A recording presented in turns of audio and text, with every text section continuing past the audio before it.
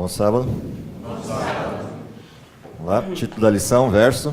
Expiação, oferta da purificação. Ok. Verso. Sabendo que não foi mediante coisas corruptíveis, como prata ou ouro, que fostes resgatados do vosso humilde procedimento que vossos pais vos legaram, mas pelo precioso sangue, como de cordeiro sem defeito e sem mácula, o sangue de Cristo. Ok. 1 Pedro 1:8. Maravilha. Antes da gente começar com a lição, vamos lá para os objetivos, entender o que a gente tinha que ter aprendido, sentido e praticado na lição dessa semana. Primeiro é conhecer a tipologia da oferta pelo pecado, também chamada de oferta da purificação. Então, o primeiro objetivo da lição dessa semana é a gente entender o que significava essa oferta pelo pecado, todo o seu funcionamento, toda a sua estrutura, todo o seu desenho, e entendida essa tipologia, a forma de representação dessa oferta, entender o significado do sacrifício de Cristo, que é o que de fato essa oferta representava. Entendido isso, qual deveria ser nosso sentimento? Apreciar a obra de Jesus prefigurada na oferta pelo pecado. Ok? Nosso sentimento deveria ser um sentimento de apreço, um sentimento de aceitação da obra que Jesus realizou e que a oferta do santuário tipificava. E por fim, qual é a prática? Experimentar o perdão dos pecados prefigurado nessa oferta. Ok? Então, nossa prática deveria ser trazer para a realidade nossa atual o que essas ofertas todas representavam, o que esse sistema inteiro idealizado ou desenhado na história do povo hebreu significaria para a gente hoje, século 21. Então, esse é o desenho da história da lição dessa semana. Então vamos lá, vamos começar pela parte inicial da história, que é entender o momento pecado, ou a realidade do que é pecado, para entender o significado de misericórdia.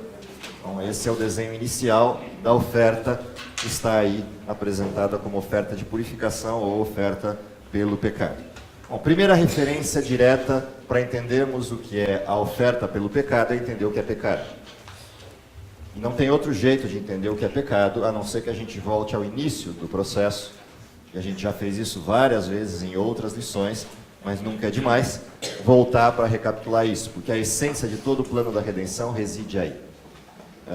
Se você abrir Coríntios 15 e for ler o que Paulo apresenta no texto de Coríntios, capítulo 15, for ver o que ele desenha lá como resposta a uma indagação que pairava na mente da igreja de Corinto a respeito da ressurreição, você vai ver que o início da apresentação de Paulo em Coríntios 15 é uma referência ao processo do Éden. Paulo volta à história e mostra que o evangelho que ele apresenta às pessoas só tem sentido na ressurreição de Cristo. E que a ressurreição de Cristo só tem significância, só encontra ressonância quando na apresentação do formato de que Cristo é o segundo Adão, ou aquele que resolve definitivamente a história do pecado. E, portanto, eu só conseguiria entender essa história se eu entender de fato aquilo que aconteceu com Adão. Se eu entender aquilo que aconteceu no Éden. Portanto, entender essa misericórdia de Deus pautada aqui é entender claramente o que aconteceu no Éden. De forma resumida e de forma rápida, o que acontece no Éden. Você tem um processo criativo que acontece na Terra, mas que tem um desenho, tem um escopo, um pano de fundo atrás dessa história, que é um conflito que já se inicia no céu. E esse conflito nasce de um ser perfeito que começa a duvidar da competência de Deus em reger com as suas regras e com as suas leis o universo inteiro. Esse conflito é alimentado na mente de Satanás ao ponto de Satanás pontuar para o lado de fora dele mesmo as dúvidas que ele tem. E ao apresentar essas dúvidas, Satanás começa, ou Lúcifer no caso, começa a colocar manchas no caráter de Deus na mente das pessoas que viviam no céu ou na realidade do céu. Esse processo que vai acontecendo em paralelo no céu gera uma necessidade na Terra, uma necessidade no universo inteiro, que é a de que Deus pontue uma liberdade completa de escolha, não mais de um fenômeno, Deus, mas de dois fenômenos, Deus e o não Deus. Deus e sua realidade, e Lúcifer e a sua realidade. Portanto, a gente vai ver a criação da Terra dentro desse desenho. E nesse desenho você vai ter na Terra a criação de um elemento perfeito, a Terra, e um elemento imperfeito, a árvore da ciência do bem e do mal. O único lugar no planeta onde Satanás poderia ter acesso à humanidade. Assim é a história do pecado. A liberdade exigia isso. Uma vez que Deus foi questionado, a liberdade agora passa a ser a escolha entre duas propostas, e não mais a escolha de Deus. Toda a liberdade até então era escolher Deus, porque era tudo que se conhecia. Até que alguém pontuou uma nova possibilidade, e essa nova possibilidade passa a ser o binômio da escolha. Portanto, essa coisa de escolher entre bem e mal não é algo da criação de Deus. Escolher entre bem e mal é algo da criação. Eu vou usar o termo humano só para ilustrar a criatura, mas entendam qualquer tipo de criatura no universo. A escolha entre bem e mal não é uma criação de Deus. A escolha entre bem e mal é uma criação humana. Ele é um fenômeno de criação que é posterior à existência de Deus. Ou seja, é decorrente da escolha de uma criatura, de pontuar uma segunda hipótese além da de Deus. Nesse contexto de existência de duas realidades, a possibilidade de escolher Deus e não Deus, começa a história do pecado. E a história do pecado passa por um fenômeno que é a instrução de Deus ao casal de que existe a partir de então uma nova realidade. Uma nova realidade hipotética, de que exista vida sem Deus. Adão e Eva foram instruídos disso, foram instruídos a respeito de o que havia acontecido, e instruídos de que somente ali, naquele lugar, Satanás poderia ter acesso a eles para modificar aquilo que eles conheciam como a realidade presente, o Éden perfeito. A despeito de toda a instrução, de todo o diálogo, de todas as abordagens dos anjos e do próprio Cristo, Eva se deixou levar pelo processo da curiosidade e, numa segunda instância, se deixa levar pelo primeiro nível de sofisma ou pelo primeiro nível de engano que Satanás propõe. Portanto, a partir desse momento, está instalado no planeta Terra, por decorrência do que Eva faz, a possibilidade direta do pecado. Porque ele deixa de ser uma hipótese e se materializa em ela. Mas o problema é, o que é pecado? Se eu vou a Romanos ou outros textos também vão me pontuar, direta ou indiretamente, que pecado é transgressão da lei. Mas o que é lei? Há um texto na lição dessa semana que diz assim, está na lição de domingo: o juiz era moralmente responsável pelo que ele decidia. O que é lei? É a transcrição do caráter de Deus. Lei é o parâmetro, a transcrição do caráter de Deus é o parâmetro pelo qual Deus decide. E o parâmetro pelo qual Deus decide as coisas é Ele mesmo. Portanto, o que é lei, em última instância? Deus. Portanto, o que é pecado? É a rejeição de Deus. Isso é pecado. Materializado naquilo que se extrai de Deus, que são as suas indicações do que é a verdade. E isso pode estar expresso tanto em leis, como temos no Velho Testamento, como pode estar simplesmente expresso na sua vontade, que talvez nem tenha sido escrita em algumas questões. Quando eu olho para esse processo, o pecado é simplesmente ou diretamente a rejeição de Deus. Bom, agora eu tenho um problema, porque João vai me dizer que quando eu olho para a criação, todas as coisas foram feitas por Deus e sem Ele nada do que foi feito se fez. E no mesmo texto, no próximo verso, vai me dizer: nele habitava ou residia ou estava a vida, e a vida era a luz dos homens. Portanto, se eu rejeitei a Deus, o que eu rejeitei? Duas coisas: a luz e a vida. Sem a luz, há trevas, e sem a vida, nada existe. Portanto, a rejeição de Deus implica diretamente na inexistência da vida, porque a vida está em Deus.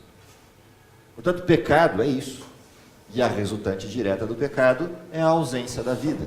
Por isso é que Romanos 6,23 vai dizer, o salário do pecado é a morte. Porém, o dom gratuito de Deus é a vida, e não de qualquer espécie, mas a vida eterna, mas em alguém.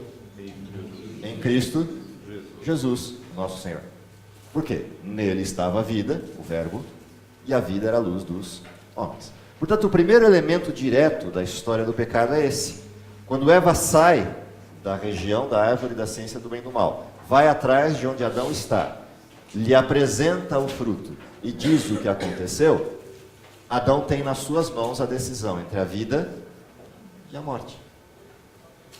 E ele tem que escolher se ele quer a vida ou quer a morte. E Adão conscientemente faz uma escolha. Eu prefiro morrer com Eva do que viver sem ela. Quando Adão faz isso, ele deixa de olhar para a realidade de quem é Deus e deixa de olhar para a possibilidade da escolha que Deus pode fazer sobre esse processo todo e toma uma decisão isolado de Deus. Portanto, ele fez exatamente a mesma coisa que Eva. Rejeitou Deus. A partir desse momento, não há mais ninguém na terra a quem se possa tentar. Portanto, o pecado está instalado na terra de forma completa. E Satanás pode bater no peito agora e dizer, a terra é minha possessão. Eu a conquistei, porque o dono da terra me vendeu a terra. E de fato, se eu olhar literalmente o processo, é isso que ocorreu. Quando Deus terminou a criação de Adão e Eva, virou para Adão e disse o quê? Domine sobre todas as coisas. Tudo que há na terra é teu. Quando Satanás convence a Eva e depois Adão decide o processo, ele entrega a escritura da terra para um novo dono. E Satanás vai com essa escritura e cobra de Deus. A terra é minha. Diga. Uma pergunta curiosa que eu ia fazer no início dessa lição. No céu não houve morte, né? Não. Os animais eram sacrificados fora do santuário, né? No pátio, né? Não lá dentro. Se você chama de santuário a parte templo... Não, do santuário lá no deserto. Se você chama santuário a cabana do templo, Isso. sim. Se é isso aqui que você está chamando de santuário, Também as mortes, as o crucifixões. sacrifício é feito aqui. Isso. Então, quando alguém era crucificado em Jerusalém, mesmo antes de Cristo, era fora da cidade, né? Quer dizer, Jerusalém representava O templo de Deus. O templo de Deus. O Éden representava o céu. A pergunta é a seguinte: o cordeiro foi imolado lá dentro do Éden ou fora? Vamos lá. Se eu olhar isso aqui, okay, o que é o santuário? Okay. O que é o Éden? É o céu. É todo secado. Isso aqui. O que é isso aqui? Santíssimo. Deus. Okay? Se eu olhar por esse prisma, se eu quiser literalizar a coisa nesse nível, há um perigo, e eu vou usar a sua pergunta exatamente para isso, há um perigo da gente tentar literalizar as representações. Elas são representações, elas não são a literalidade de algo. Toda representação será falha, sempre. Por quê? Porque é uma representação, ela não é a realidade. Por melhor que eu a represente enquanto realidade, ela não é a realidade. Okay? Se ela não é a realidade, então eu tenho que ir até determinados limites na hora que eu faço comparações diretas. Okay? A gente tem que ter certos cuidados nessas comparações diretas. Se eu olhar a história do Éden, primeiro Deus faz roupa de peles para depois expulsá-los do jardim. Portanto, o cordeiro foi morto dentro do jardim. Okay? Então, se eu olhar essa estrutura, é assim. Se eu quiser literalizar o processo, isso seria a representação. Mas eu gosto de tomar cuidado com essas representações diretas. Por quê? Porque a gente não tem textos explícitos de toda a realidade. A gente não tem um filminho da história. Quando você tem um filminho da história, com alguém com a câmera filmando todos os detalhes da história, você pode explicitamente dizer tudo o que aconteceu em todos os seus detalhes. Mas a gente não tem isso. Nem do céu, nem da terra. Então o santuário é uma representação do céu. Mas não é o céu. Portanto, nem tudo que está nele dá para literalmente exemplificar o céu. Mas eu posso fazer analogias, até livres, mas sempre com essa preocupação. Eu posso dizer que os muros desse santuário são os muros da Cidade Santa. Posso dizer que essa estrutura aqui é o lugar onde o trono de Deus está e, portanto, a casa de Deus. Eu posso fazer representações livres, mas eu tenho que tomar o cuidado de que elas são representações livres, não diretivas. Ninguém viu exatamente, ou quem viu não retratou exatamente o que é. Mas é, Representou, mas não retratou exatamente o que é. aí eu fiz uma perguntinha meio capciosa para eu fazer uma. Teve um dia aqui que fala que o sacerdote comia a carne, né? Ele tinha que comer toda a carne. Eu vou chegar lá. Eu vou chegar lá.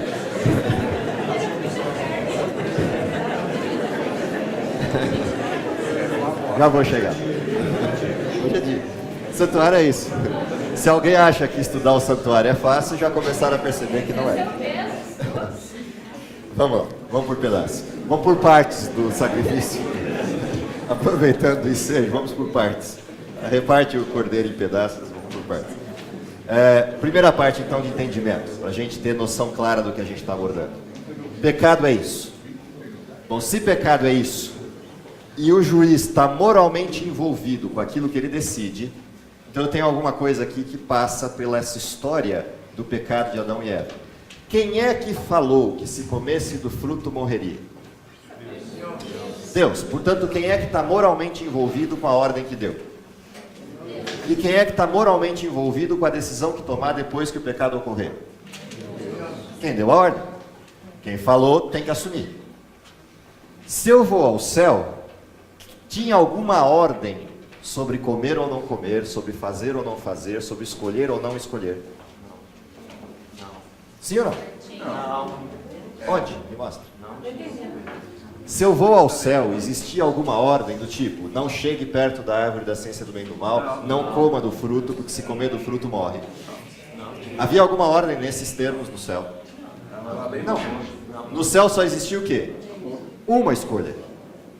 E essa escolha era Deus. Não havia uma segunda escolha. Portanto, se eu olho o céu, a morte de Lúcifer no céu não estaria pautada numa ordem primária de Deus. Não havia pecado. Às vezes a gente olha para o céu e olha para a terra e vê divergência nos dois processos. E de fato há uma divergência. No céu não há essa ordem primária. A ordem primária passa a existir para a terra e para todos os outros mundos a partir do momento em que Lúcifer propôs uma segunda opção. E portanto, a permanência da vida de Lúcifer é uma obrigação moral de Deus, porque não havia nenhuma outra proposta. Mas tinha que haver uma ordem primária? Ele não é Deus, é o Criador? Vou de novo. Por amor, Eu estou em duas estruturas. Uma é Deus, perfeito e onisciente. A outra é a criatura, que tem que crer. No momento em que eu tenho uma segunda opção de crença, por uma questão moral, o que Deus tem que fazer? Permitir que a segunda opção de crença se materialize para que as pessoas, no universo inteiro, tenham que condição? A de ser livres, de fato. Portanto, a escolha moral de Deus implica naquilo que ele decidiu primariamente. E o que ele decidiu primariamente foi criar um universo integralmente livre. E por isso, moralmente, ele está comprometido com essa escolha. Ele não precisa estar, porque ele é Deus. Mas ele escolheu estar, porque ele é amor. Quando eu venho para a Terra é a mesma história. Só que agora eu já tenho uma segunda escolha. Só que nessa segunda escolha o que Deus é obrigado a dizer? Qual é a consequência da segunda escolha? Porque Deus é amor. E Deus, sendo amor, não pode permitir que ninguém se engane na escolha. Então o que Deus faz? Estabelece um parâmetro, restringe o mal e diz: mal é mal. Ou você acredita no que eu estou dizendo, ou experimenta para ver. É a mesma coisa que eu tiver uma tomada, chegar para a criança e digo, põe os dedos na tomada e você vai sentir o estrago. Vai dar choque. Mas ela nunca sentiu choque. Ela não sabe o que é choque. Ela sabe quem sou eu, mas ela não sabe o que é choque. Ela vai ter que escolher se ela acredita em mim sem experimentar, ou se ela vai querer experimentar. A justiça exige isso e o amor também. Portanto, dentro desse novo contexto, o pecado tem essa dimensão E, por conseguinte, a misericórdia passa a existir como uma segunda dimensão. É me avisar do estrago.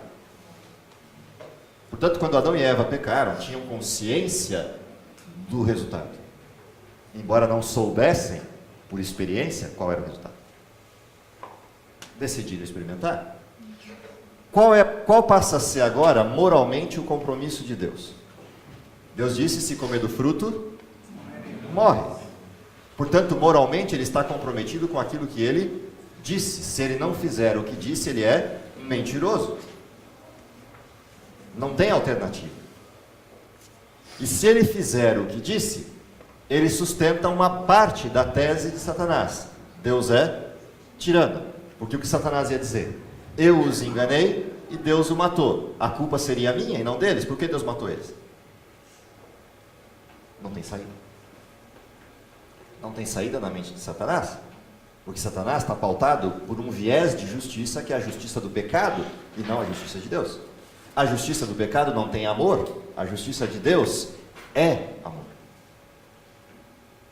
Portanto, tem uma diferença entre a lógica que Satanás usaria para pegar Deus e a lógica do amor. O que Deus faz?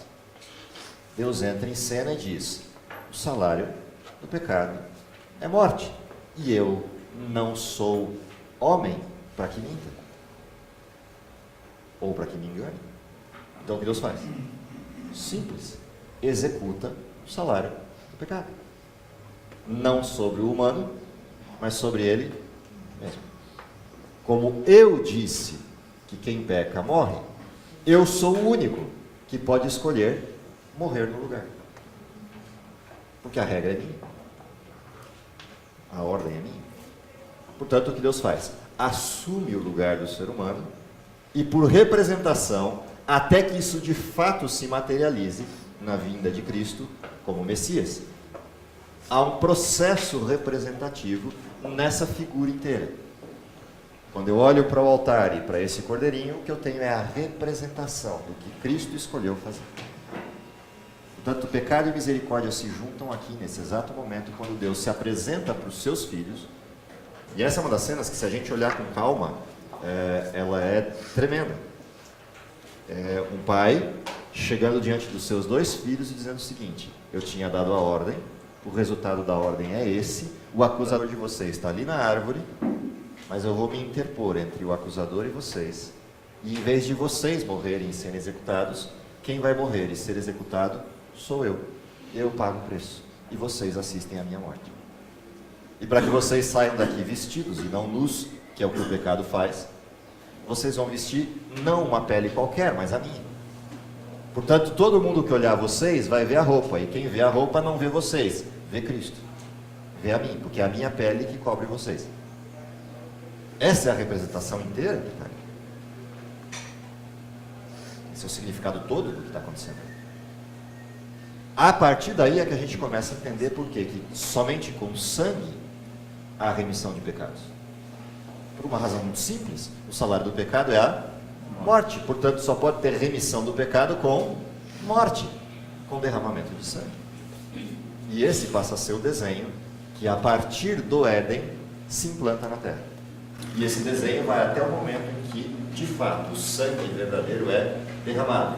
E uma coisa interessante é que não precisava ser sangue o tempo todo. Bastava sangue uma vez. Toda a parte do Velho Testamento que representa sangue é porque essa uma vez não tinha ocorrido. E, portanto, cada sujeito que pecasse tinha que ter os olhos fitos naquele que morreria. Porque senão ele esqueceria disso. De que havia uma promessa e de que o pecado seria resolvido.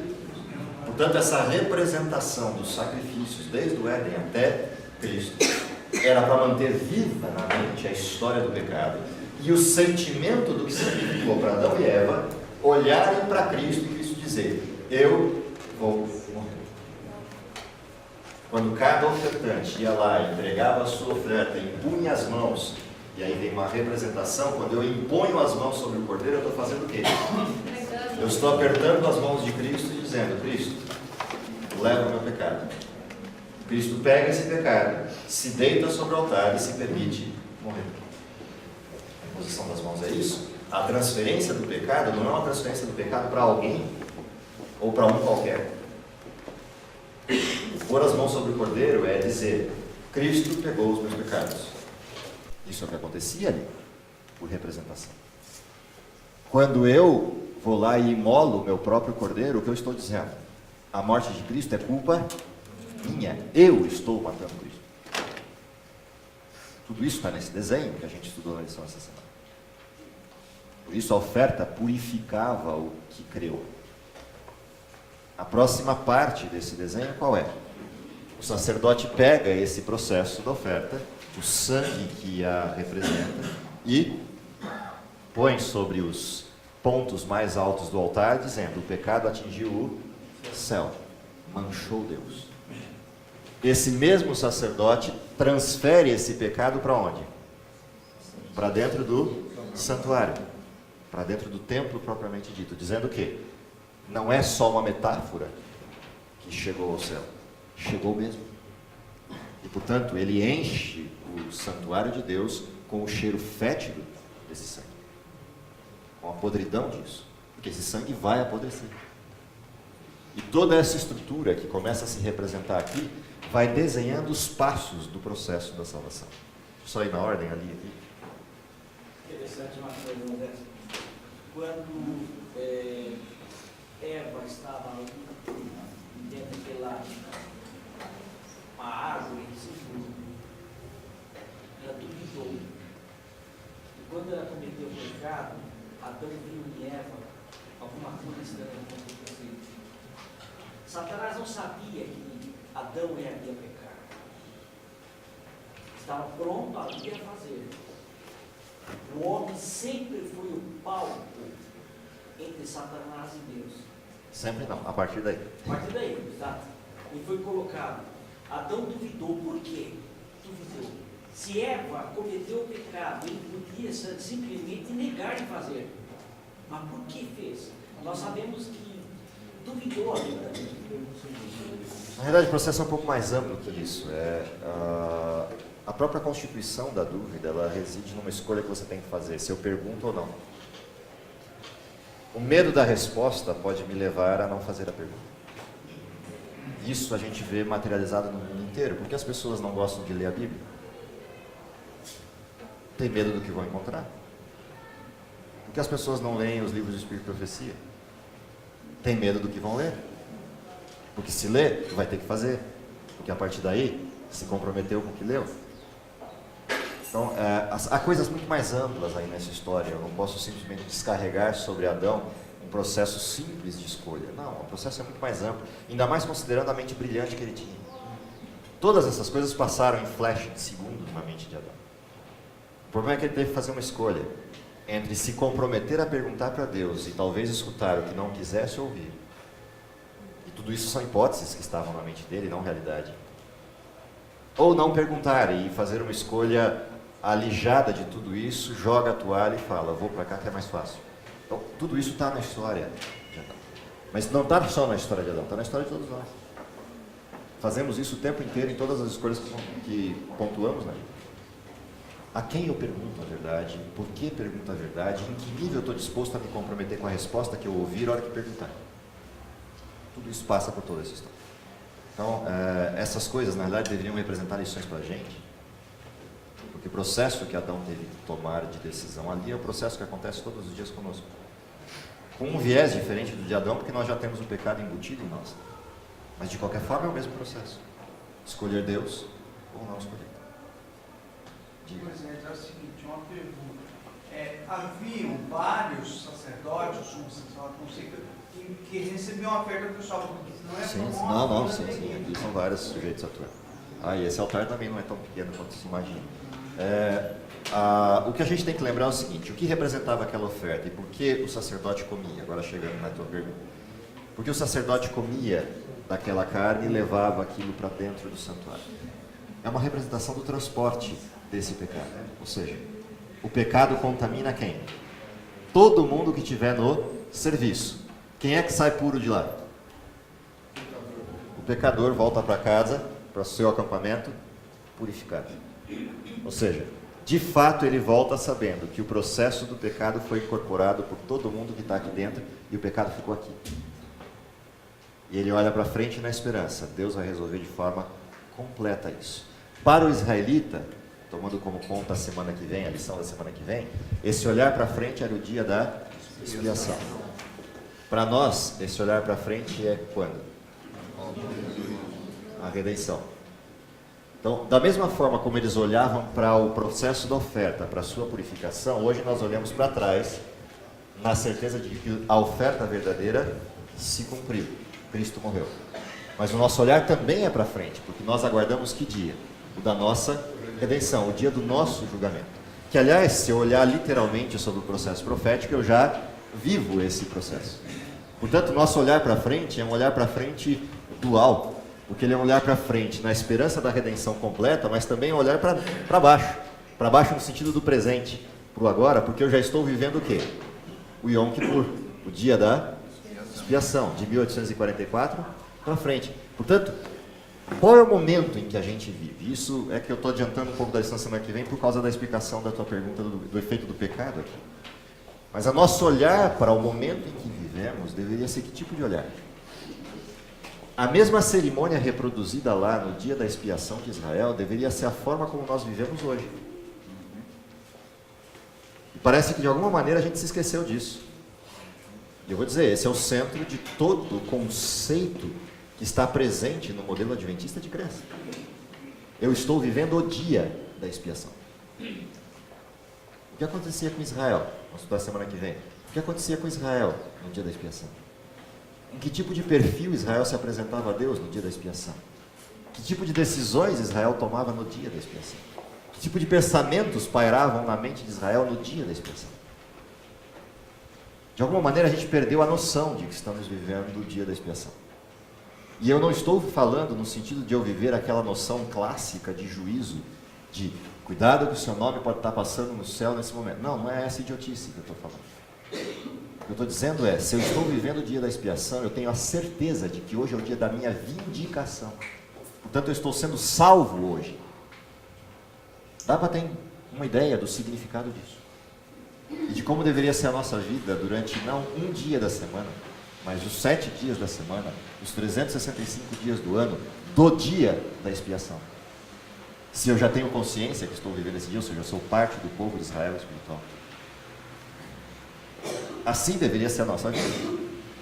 E o nosso foco e a nossa atuação, seja com Deus ou uns com os outros. Esse é o desenho? E parece que de alguma maneira nós nos esquecemos disso. Isso é muito mais grave do que qualquer outra coisa em toda a lição da escola sabatina desse trimestre. Estamos no dia da expiação. Há mais uma coisa que eu queria pontuar antes da gente terminar a lição e tem a ver com isso que eu descrevi agora.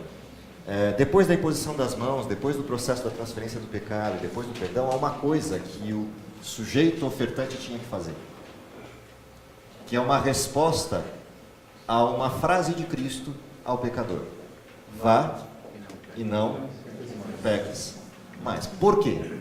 Se eu não pecar mais, o que para de acontecer no santuário? Bingo. Se eu não peco, se ele não peca, se o outro não peca, se o outro não peca, quantos cordeiros seriam mortos no santuário? 2. Um pela manhã e um pela tarde. Por quê? Porque o sacrifício contínuo implicava a misericórdia de Deus em cumprir a sua promessa. Mas o que eu não teria mais no santuário? Derramamento de sangue pelo pecado intencional ou conscientemente cometido. Qual era o desenho de Deus para o seu povo? Eu quero escrever as minhas leis no seu coração. Portanto, qual era a responsabilidade do pecador arrependido que saía do santuário? Purificar.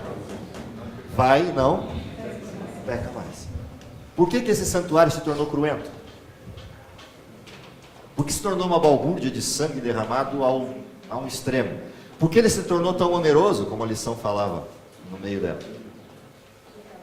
Porque eu intencionalmente continuava pecando.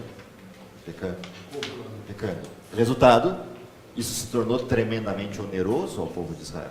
Porque você já avaliou quantos cordeiros morriam ali, o custo disso. Lembra, cordeiro é dinheiro, é moeda. Avaliou o custo disso. Então, esse desenho todo da história do santuário, ele acaba resultando na demonstração da arrogância humana em pecar. E não era para ser assim. Nunca foi para ser assim.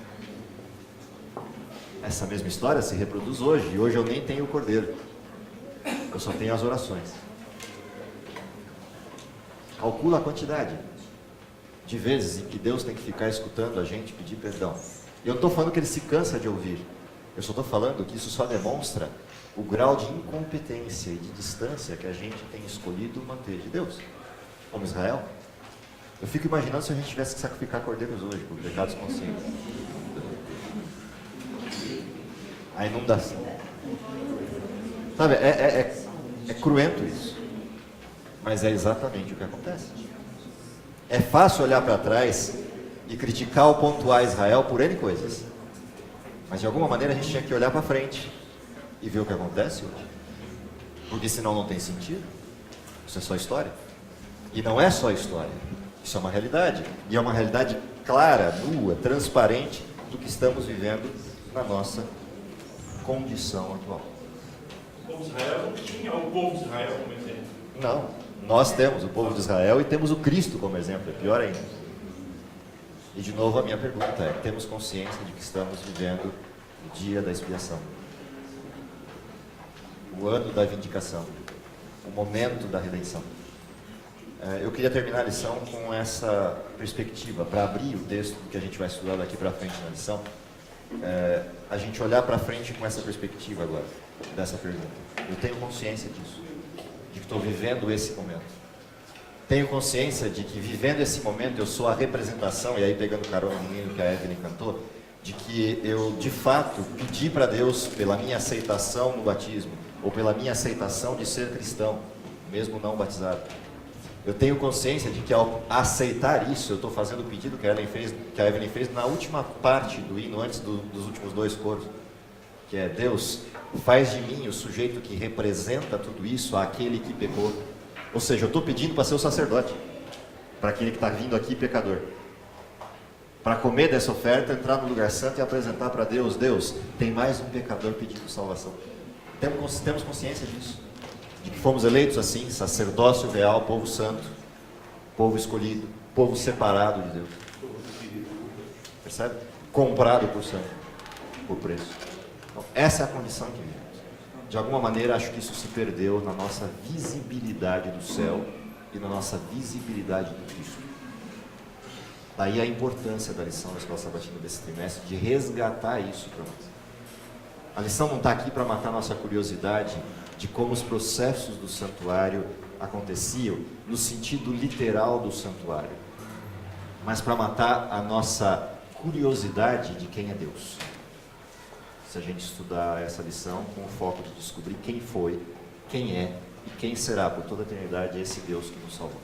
Querido Pai que está nos céus, te agradecemos em primeiro lugar pelo dom da vida, pela oportunidade que temos de sermos chamados teus filhos, pelo sacrifício maravilhoso de Cristo que propiciou a nossa reentrada no santuário, como pessoas que são vistas pelo caráter de Cristo e não pelos nossos próprios pecados. Te agradecemos pelo momento solene em que vivemos, na realidade do último tempo da história, o dia da expiação, mas acima de tudo te pedimos poder para que possamos olhar para frente, vendo a nossa redenção que se aproxima e tendo a perseverança necessária para viver uma vida distante da história do pecado e uma vida de aceitação completa e entrega completa aos teus caminhos e aos teus cuidados e à tua vontade. Ser com cada um dos membros dessa classe, com os membros dessa igreja, dando a mesma perspectiva e a mesma esperança, é o que lhe pedimos, confiado nos méritos de Jesus. Amém. Sublime amor, amor de Deus que a vida não traduzirá. Maior que o mar, maior que o céu, jamais alguém compreenderá. Ao pecador em aflição, seu Filho Deus entregou. Ao sofredor